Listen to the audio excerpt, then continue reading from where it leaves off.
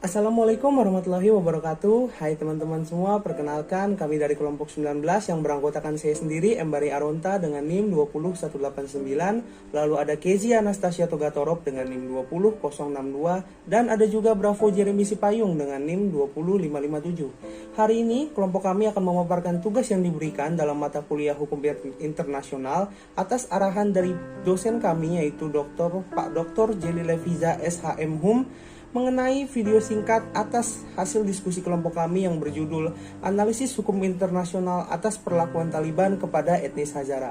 Nah, bagaimana tuh nanti kelompok kami akan memaparkan mengenai materi ini? Langsung kita lihat saja dan kita akan langsung masuk ke materinya. Berkaitan dengan judul yang diberikan, sebelum itu kita harus tahu dulu nih apa dan siapa Taliban serta etnis Hazara itu.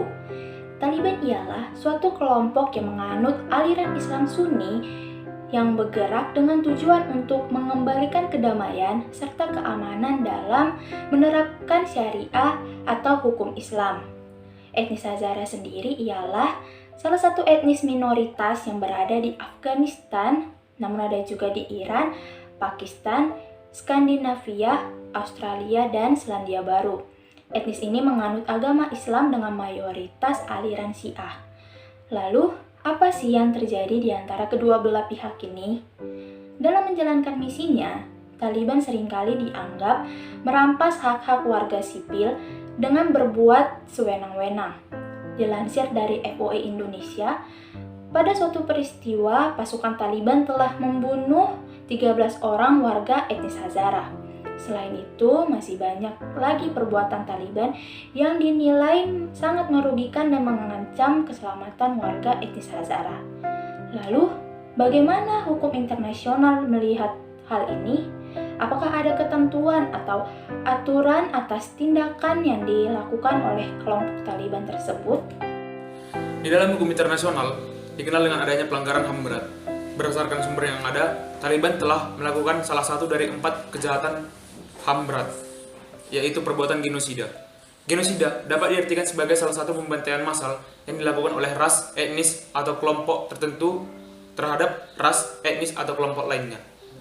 Tindakan tersebut dapat dikatakan dalam pasal 6 Statuta Roma yang berisi tentang untuk kejahatan genosida, setiap perbuatan dilakukan dengan tujuan untuk menghancurkan seluruhnya atau untuk sebagian suatu kelompok nasional, ras, etnis, atau keagamaan. Seperti misalnya 1. Untuk membunuh anggota kelompok tersebut. 2. Menimbulkan luka fisik atau mental yang serius terhadap para kelompok yang telah dibantai. 3. Menimbulkan luka fisik atau mental serta menimbulkan kondisi atas kelompok tersebut yang diperhitungkan akan menyebabkan kehancuran fisik secara keseluruhan atau sebagian. 4. Memaksa tindakan-tindakan yang dimaksud untuk mencegah kelahiran dan kelompok tersebut. 5. Memindahkan secara paksa anak-anak dari kelompok tersebut ke kelompok lainnya.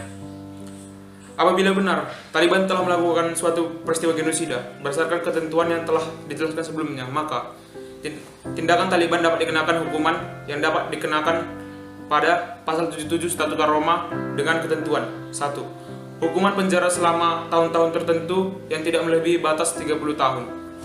2. Hukuman penjara seumur hidup apabila dibenarkan oleh gawatnya kejahatan dan keadaan pribadi untuk orang yang dihukum. 3. Selain itu, menurut ayat 2 dari pasal 77 juga, hukuman-hukuman lainnya dapat berupa denda dan penebusan hasil, kekayaan, dan aset yang berasal langsung atau tidak langsung dari kejahatan itu.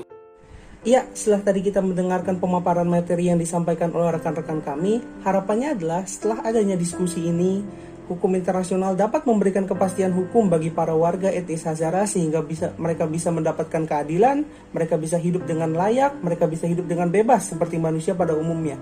Dan kami harap juga hukum internasional dapat memberikan kepastian hukum kepada mereka sehingga bagi para pihak-pihak yang terbukti bersalah seperti Taliban dalam kasus ini dapat dihukum seberat-beratnya atau setimpal sesuai dengan perbuatan yang mereka lakukan di mata hukum. Itulah presentasi dari kelompok kami. Kurang lebihnya mohon maaf apabila kami ada kesalahan dalam pengucapan dan kata-kata. Wabillahi taufiq wal hidayah. Wassalamualaikum warahmatullahi wabarakatuh.